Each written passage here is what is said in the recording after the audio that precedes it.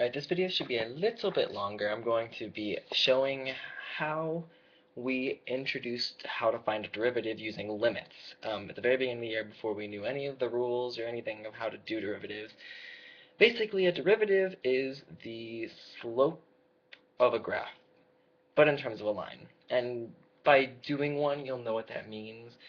But first off, I just want to show you how you can find one without having to do any crazy tricks, with a little bit of work and using limits. So this is how we learned this at the beginning of the year. Let's say we have right here a line. That's our line. And we're going to call this right here A.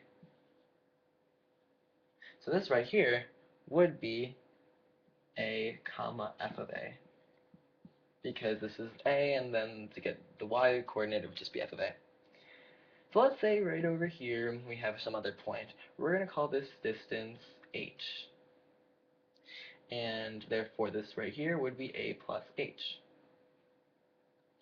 So then if we took the point at this part, well, this would be, the x coordinate would be A plus h, because if you're taking A, adding a distance of h, so it would be A plus h, and the y coordinate would be a function at A plus h, like that.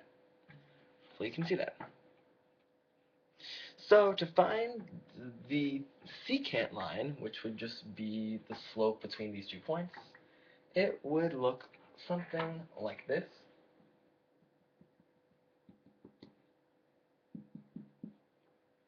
You would just do the simple slope formula. You would do f of A plus h minus f of A all over A plus h minus A, which would just cancel out to be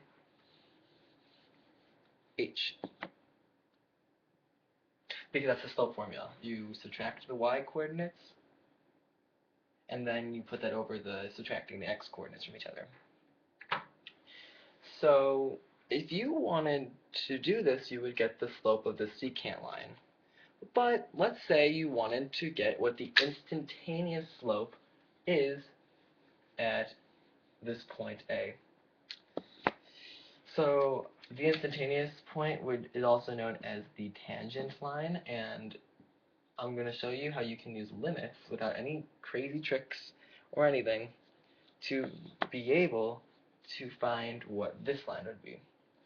Right here, the tangent line, or what the slope would be at the point.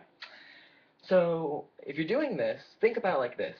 The closer, in the last example with the secant line, that you made the h, the more accurate it would get.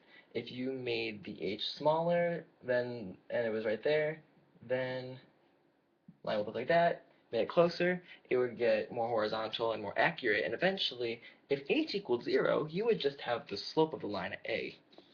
Alright? Well, how do we approximate when something is approaching a value? We use a limit.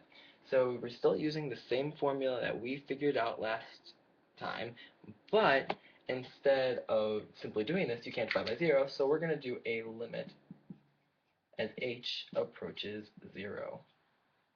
This right here is the formula to how we found a derivative before we knew how to do anything else. The derivative of this function, we'll call it f of x, is the slope of the tangent line of f of x at any point on this line, c, and that would create its own line, because if slope here is 0, then that would be right there. If slope here is 1, then that would be right here. Basically, it's just a graph where instead of being the values, it's the slope at each of the values of x. Okay, so it's also the instantaneous rate. By doing this, we're finding the instantaneous rate when x equals a. So if we want to be more specific to a problem, we could say 3 plus h minus f of 3 over h, and then you would find the instantaneous speed when x equals 3, if you want to put a real number on it. So that was just a quick introduction how to do that, and in the next video I'm actually going to do like an example.